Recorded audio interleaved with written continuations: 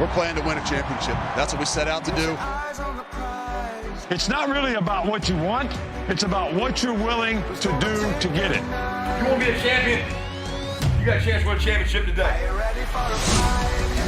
We've created an opportunity for ourselves. We have a 2-game season now. We know it's going to be an incredible challenge for us, and I think that's what gives us the best opportunity. Who's got it better than us? Nobody!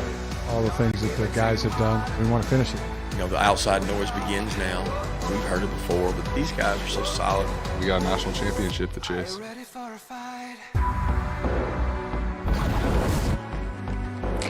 Hello, everybody. Hard not to get jazzed up when you watch that. We are heavy on the Georgia Bulldogs today. Coach Mark Richt, David Pollack are both here. I'm Wendy Nix, and we're happy to have you. It goes without saying, then, that we will start between the hedges, or at least halfway so. We've got Georgia and Michigan, and we are just over 2 weeks away now from these two squaring off in the college football playoff. The semifinal will be the third ever matchup between these two teams, the first since 1965. Georgia won then, Michigan in 1957. Georgia is the 5th team to reach the playoff without winning a conference title, the 2nd to reach the playoff after losing the conference championship game, which of course they did, to Alabama. Michigan, a bit more of a historic entry, the first team to make the playoff after starting the season unranked in the AP poll. Just part of the reason it's been so much fun to watch. But David, let's talk about Georgia, and if you are the Bulldogs, I have to ask, do you consider a quarterback change? No, I don't think you do. I think if you'd have seen, I think if Georgia would have changed quarterbacks, it would have been the SEC championship game when Stetson Bennett made his second mistake. So, you know, this team is built on the running game. This team is built on multiple tight ends. This team is built on Stetson Bennett. I think you've seen since he took over, the numbers have gotten better. They've improved. I think JT Daniels is a better thrower. I think he can consistently, you know, throw the ball back in the pocket and be pretty good. But what this offense is and what they've become, I think, is adapted to what Stetson Bennett does best, and so I think Stetson Bennett will be the guy for them. Making a quarterback change is very tricky business. Go ahead. Coach, go ahead. Yeah, and you know what? I want to hear more about what you think about Stetson Bennett. I have to also ask you this. Dan Lanning, of course, will move on after this game and become the head coach at Oregon, already been named the head coach, and so, you know, that's a tough road to hoe, so to speak. How does his imminent departure affect Georgia? Well, I had to deal with that myself. I was the offensive coordinator at Florida State, getting ready to play for a national championship game against Oklahoma. And so I'm the head coach at Georgia, but I'm also the coordinator for Florida State, getting ready to call that game. And it's literally impossible to do a good job of both at the same time. It's tough enough to prepare for a national championship game, or in this case, a playoff game, and sit in that chair as head coach. It's crazy. I mean, we just know there's early signing date. He's had to mess around with that. And then all of a sudden now he's going to get prepared for a bowl game or for a playoff game. It's going to be very difficult to do. I think, you know, your heart is in the right place. I can understand Coach Smart wanting him to be there to call it, but it's very difficult to get your mind exactly where it needs to be for a big game like that. Well, listen, Coach, you did a great job because you signed me in that class, so I'm appreciative when you did that when you came to Georgia. But I think it's tough. I think it would be a lot tougher, Wendy, to answer the question if there wasn't Kirby Smart in the room, if there wasn't Will Muschamp in the room, if Schumann wasn't in the room. Like, they've got a really good collection of defensive minds who are defensive coordinators, who are defensive people that game plan together, that have that opportunity. Now you have multiple weeks. Listen, Dan Lanning, you can't serve two masters. You can't be at Oregon and be at Georgia at the same time and be working at the same time, so you can't put all your effort into it. But you got so many guys that you've hired that you really trust. I do not think that would be the reason why they lose or if their defense plays poorly. I get you, David, but it was fascinating to hear Coach this morning talk about how challenging it was. You know, from our perspective, it was so easy to think, look, you compartmentalize. You do one job, then you move on to the next. But fascinating to hear how torn you really can be. I mean, at the end of the day, there's only so many hours. David, let me ask you, we've talked so much about this historic Bulldog defense with good reason. They've been tremendous from start to finish. So how does Michigan counter offensively? Well, they got to create balance. I mean, Michigan is a team that obviously they ground and pound. That's what they do. That's who they are, and they're good at it. But they've also done a better job incorporating flea flickers and double passes and jet sweeps and Statue of Liberty reverses. Like I think they got to continue to keep balance. They do a good job with their RPO game with multiple tight end sets. But you can't turn into a team that, just because Georgia's really good up front, they got a defensive front seven that's good, we're not going to try to run the football. That's not how they got there. That's not who they are. That's not where they thrive. So I think Michigan will be exactly who they've been throughout the season. Well, I think you're right, Dad. I think they'll at least attempt to do that. Will they be able to hammer the ball at Georgia's defense? I mean, that's the strength of their defense. We know that. We know the weakness of Georgia's defense that got exploited versus Alabama was in the back end. So I think, Michigan definitely wants to throw when they want to throw, not when they have to throw. So, absolutely run the ball, shorten down those third down conversion opportunities. But I think also they're going to have to take some shots on first and second down. Their play action will be most effective on first and second down. I mean, it definitely won't be on third and long. So I think the big thing is McNamara is going to have to play big. I mean, you want to do what you do running the ball, but the quarterback in games like this must make big plays. So both teams are similar in that you got quarterbacks that are used to being in the lead, used to having a strong running game, but there's going to be moments when they're going to have to make plays, and we'll see which guy does it. You have to believe that as the quarterbacks go in this one, so goes the game.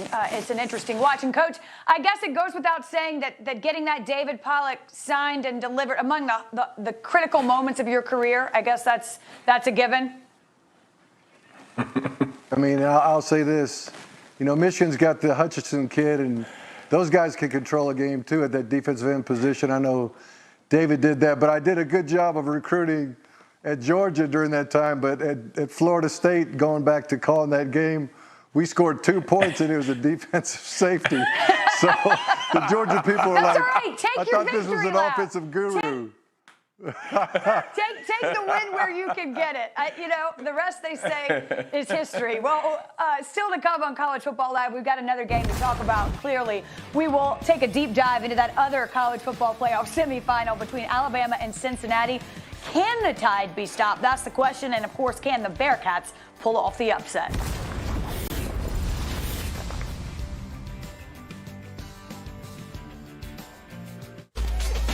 We raise the bar on bar food with sandwiches, tenders, and burgers. There's more where this came from. To the greatest of all times, Buffalo Wild Wings. Get away with our best deals of the season at the Hyundai Getaway Sales Event. With new cars arriving daily, it's the perfect time to get a Hyundai. Sign and drive today on select vehicles with zero due at signing, zero down payment, and zero security deposit. Now, during the Hyundai Getaway Sales Event.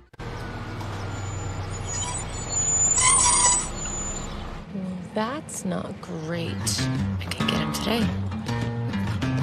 Get the parts fast and the job done faster.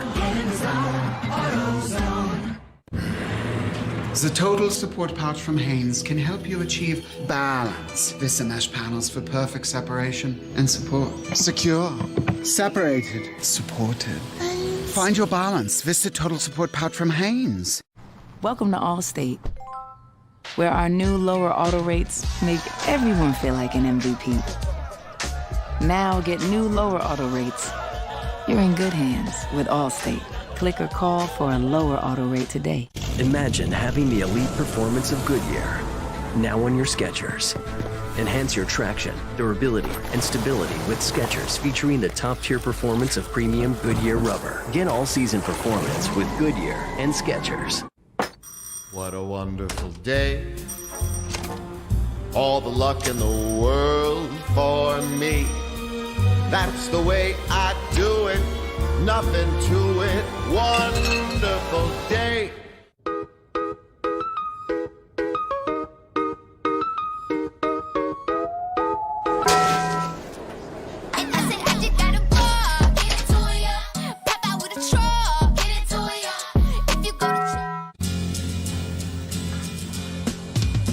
Didn't know what time it was, the lights were low, I leaned back.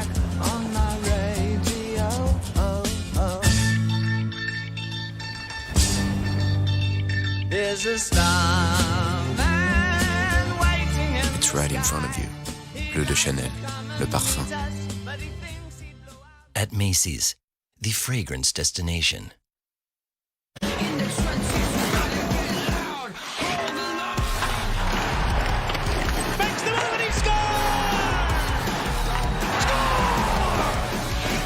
Capitals Flyers, Tuesday on ESPN+. Capital One knows there's no games like bowl games.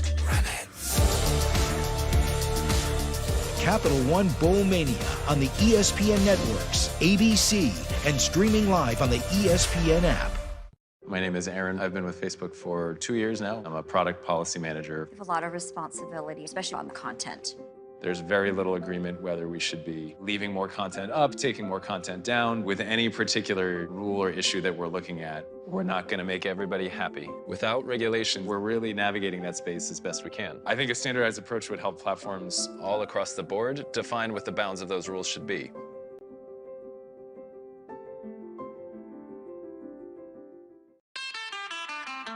Cadillac certified pre-owned vehicles. Exclusively available at your participating Cadillac dealer. Each one must meet high standards and receives a 172-point inspection, along with a 1-year unlimited mile warranty after the original warranty expires. Come in today for exceptional offers on Cadillac certified pre-owned models. Get 2.9% APR for 60 months on all certified pre-owned Cadillac models. Visit your local Cadillac dealer today. Alabama. Touchdown, Alabama! Cincinnati. A playoff party. Nick Saban. It's about what you're willing to do to get it. Luke Fickell. Welcome to the College Football Playoff.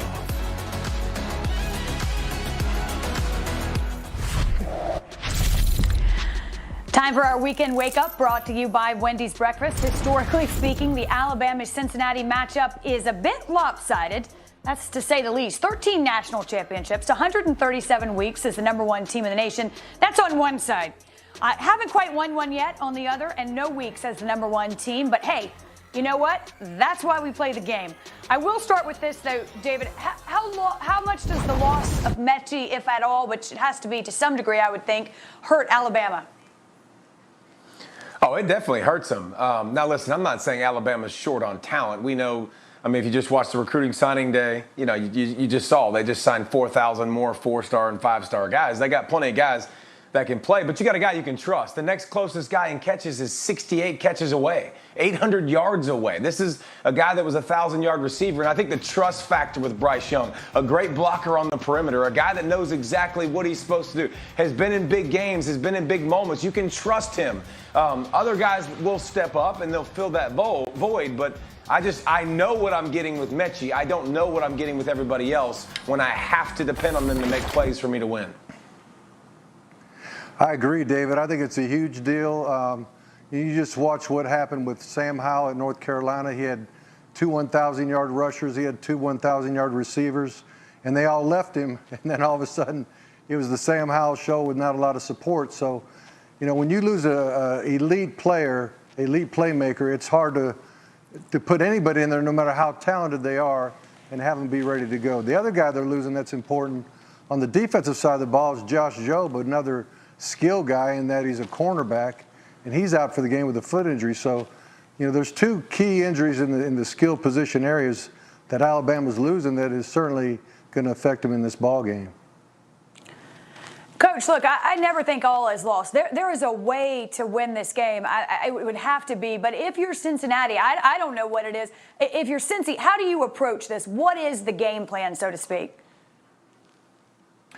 Well, I've never seen a team beat a Nick Saban team unless they had extremely good quarterback play, not just average quarterback play. You can't just be a game manager. You've got to be a playmaker, whether it's throwing the ball on the dime and making great decisions and standing in the pocket, or having the athletic ability to move by time and behind the line of scrimmage and make plays. I mean, you know, if you go down the line of all the losses Bama had, the quarterbacks that played them had huge days. So I think Ritter's going to have one of those kind of ball games.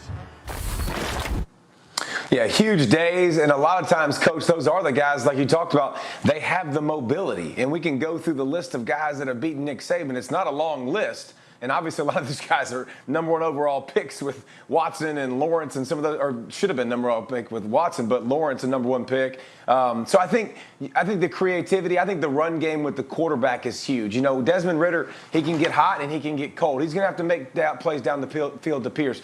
But his running ability will be a huge factor. Can he run the football successfully to create space? Because I think Cincinnati's weakness on the offensive side of the football, it's not playmakers, it's not quarterback, it's not running back. I think it's not tight ends. Tight ends are great. I think it's the offensive line. Are they going to be able to create space and protect him? Well, how do you do against that? You run the split zone and dump it off. You run the bootlegs. You run all the quarterback design runs to give yourself a little bit more time. So Ridder will obviously be the biggest key in this ballgame. Whew, talk about a big stage. What matchups we have? What a weekend of football we have ahead. We're not alone, though. Let's take a look at our Capital One Bowl Mania preview. Michigan State and Pittsburgh will face off in the Peach Bowl. Kenny Pickett, still a huge question mark. Ole Miss and Baylor close out your action on New Year's Day, and that is the Sugar Bowl. Log on to ESPN.com/BowlMania today to make your picks. I'll start with you, David. Which of these, when you survey the landscape of the non-college football playoff bowl games, are you looking forward to the most? Give me that Rose. I love the Rose, Wendy. I think it's a great matchup. How you look can at you Utah, not? the way I they agree. finished down the stretch. I know. I mean, down the stretch, they were phenomenal. Utah knew exactly who they were since Cam Rising came in. They punch you in the mouth over and over, physicality. Last time we saw Ohio State, they were getting punched in the mouth by Michigan over and over. So the physicality, Utah will be excited as crap to be in the Rose Bowl. They will be jacked up, happy to be there, first time ever going there. And then Ohio State's going to have to match that intensity from what we saw from Utah. But contrasting styles. But, Coach, what you looking forward to?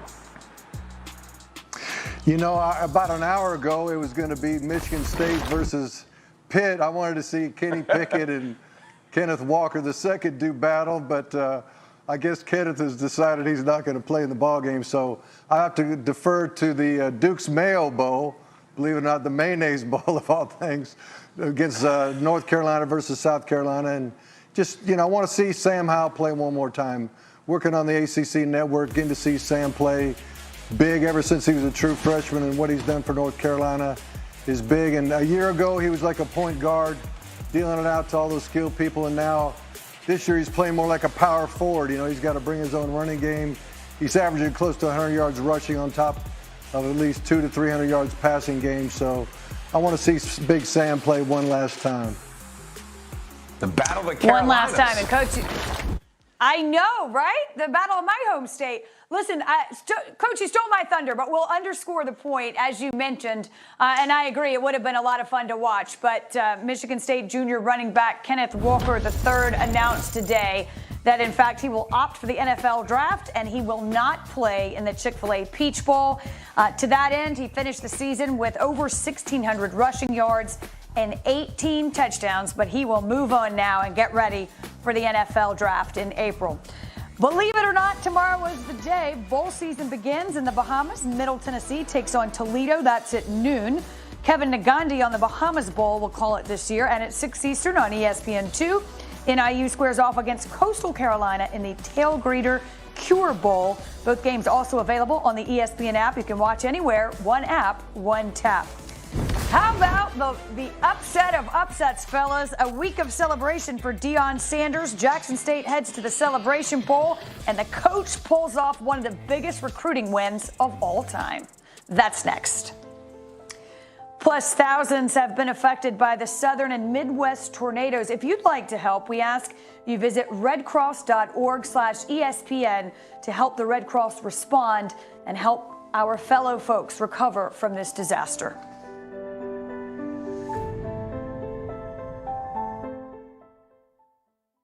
On the season finale of Fansville by Dr. Pepper. Another season almost in the books. Yep, it's gonna be a long off season. Off season? What do we do in the off season? Off season? Relax, we don't stop existing when the season ends. Yeah, it's not like we live in some fictional town that's part of some elaborate marketing campaign. What would it even be for? Dr. Pepper? We're real people. It's not like we're the ice-cold Dr. Pepper guy. Dr. Pepper, the one fans deserve.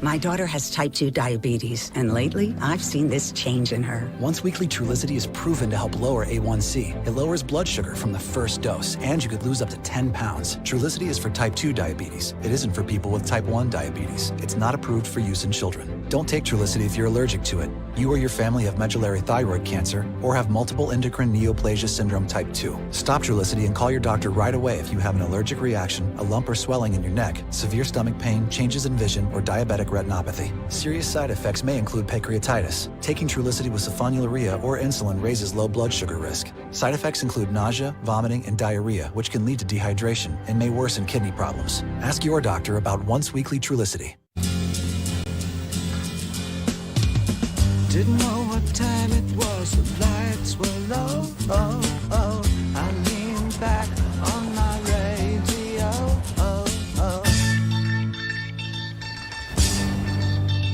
There's a starman waiting. It's right in front of you. Bleu de Chanel, le parfum. At Macy's, the fragrance destination. What a wonderful day. All the luck in the world for me. That's the way I do it. Nothing to it. Wonderful day. So at AT&T, everyone gets our best deals. Aren't others doing that? Others say that, but not everyone gets the best deal. Like, what if I give you a lollipop? Then I give you our best lollipop. That's not fair. At AT&T, we think it's only fair that all customers get our best deals. And you get a choice of plans. She said everyone.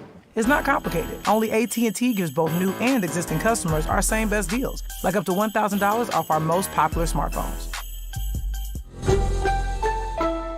Surprise your whole family with the perfect holiday gift. Skechers. It's comfort everyone will love, from fun shoes for kids to stylish footwear for adults. Plus apparel and gift cards, all at an incredible value. Happy holidays from Skechers, the comfort technology company. The total support pouch from Hanes can help you achieve balance. Vista mesh panels for perfect separation and support. Secure, separated, supported. Find your balance. Vista Total Support Pouch from Hanes.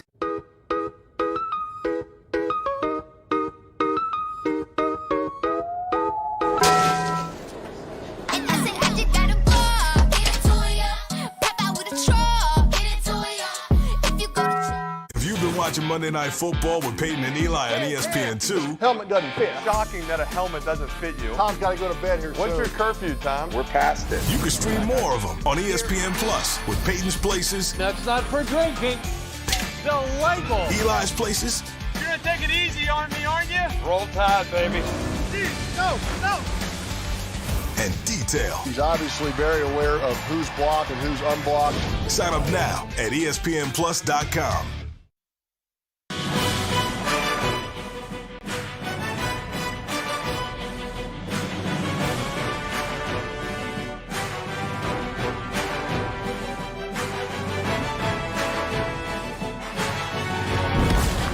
Welcome back to College Football Live. He's Jay Walker. I'm Tiffany Green. We're in Atlanta, Georgia for the Cricket Celebration Bowl. It's MEAC versus SWAC. Hey, the college football season for black colleges starts in Atlanta during the MEAC SWAC Challenge, and in the end, it ends up in the national championship here in Atlanta. Well, we'll get to that in just a second, but let's talk about how Deion Sanders, he used to grab headlines when he played here with the Atlanta Falcons. Well, guess what? He got a lot of attention on National Signing Day, flipping the #1 recruit, Travis Hunter, from Florida State to Jackson State. A huge moment. It's a huge story in all of HBCU. You know, I'm a Howard guy. You're a Florida A&M Rattler there. Everybody in the HBCU community has been saying, what's taking so long? I know people, my best friend has always asked me, hey, why can't the top players in the country go to HBCU? Well, guess what? The top player's going to an HBCU, and I have a feeling he won't be the last one. So it seems that Jackson State has all of this momentum coming in with the postseason accolades, of course, with that big announcement yesterday. But you played in the MEAC, and you have covered these teams for a number of years. What can South Carolina State do to try to neutralize Jackson State? I think that's what makes this game so interesting because Jackson State is rolling. They've been rolling for a year. But the SWAC as a conference has only won 1 out of 5 cricket celebration bowls. So that being the case, that says the MEAC has been the more dominant conference, but the number one team in HBCU football are the Fighting Pirates of Jackson State University. But Buddy Pugh and South Carolina State, if they come out and play MEAC football, which is to win the battle in between the trenches, make it an ugly football game, don't allow all the athleticism and the speed of Jackson State to show up, that's how the Bulldogs can pull off a major upset here in Atlanta. First time we will see Jackson State and South Carolina State in the Celebration Bowl. You can catch it Saturday, noon on ABC. Tiffany J., thank you, and thanks for the updates all season long. We appreciate it. Jackson State, not the only team that made waves yesterday. Texas A&M currently has the best recruiting class after signing day, dethroning Alabama, the first ever #1 recruiting class for the Aggies. Of course, though, Coach, I would say you know better than I do. They don't play the games on paper, but it's a good start. We've seen so many changes in recruiting, the transfer portal, just an entirely different landscape. When you look at this and the way things are different now, what comes to mind? Well, there's just so much to manage now. I mean, just think if you're Coach Norvell at Florida State. You've done everything you could possibly do to know the #1 recruit in America. And at the last second, my guess, this NIL might have had a little something to do with this young man changing his mind to go to Jackson State here with Deion Sanders. And props to Deion. I had a chance to be a coach at Florida State when he was a player at Florida State, and he's a special player and a special person. But I mean, just there's so many things that you have to deal with now, including the early signing date. That's crazy to have all that work done by that time of the year, and you're still trying to coach teams. It's just so much to manage now. I don't envy those guys, and I'm glad I'm on this side of the camera now. Well, Coach, you're also getting paid 10 times as much, too, so I guess they got more reasons why they get to deal with these headaches. But I think the transfer portal, we got to keep looking at this thing, man. I think we got to find a way to tweak it because not only are coaches having to coach or recruit their new kids to come play for their team in the university in the future, they got to keep their own kids, and people are poaching staffs, and there's just a lot going on. So I still think there are tweaks that need to be made to this, and I think we'll continue to figure that as we go along. But the NIL obviously has changed recruiting. You see, like Texas and the offensive line all getting paid a certain amount of money just to show up on campus, and so I think you're seeing it's definitely going to make some changes in the way college football is. Look, David, I agree one with you. side note, Texas A&M had the #1. Just to say one side note, Texas A&M had the #1 class in America, and part of the reason why was my nephew Jake Johnson, a tight end out of Oconee County High School. Some say the #1 tight end in America, ended up choosing there at the last second, so I'm sure that helped him get over the hump. Look at it. I like it. He's got the good genes. Coach, listen, before we go, I have to ask, since signing David was such a coup, what was it like? Give me one story from the, I am assuming, headstrong young David Pollack. What was he like to coach? Well, I'll say this.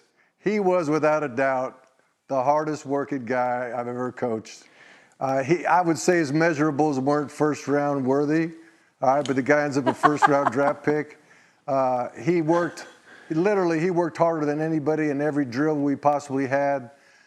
He was the kind of guy that the veterans would get mad at because he was running full speed on all the sprints after practice and making everybody look bad. And I've always said David wasn't there to make friends. He was there to win ball games. And as much as those guys hated him, they loved him on Saturdays.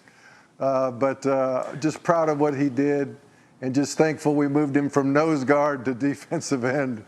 And we got rid of that little pudgy belly that he had when we got him. Not anymore. Now he doesn't eat. We can't get him to eat. Eat less and less. Eat less. Hey, Coach Rick's on that diet too now. Coach Rick eats the same thing every day. I mean, he's dialed in, regimented. Unbelievable, you two. Speaking of making us look bad, thanks a lot, fellas. Listen, but we love you on Saturdays too. Hope you stick around for a long time.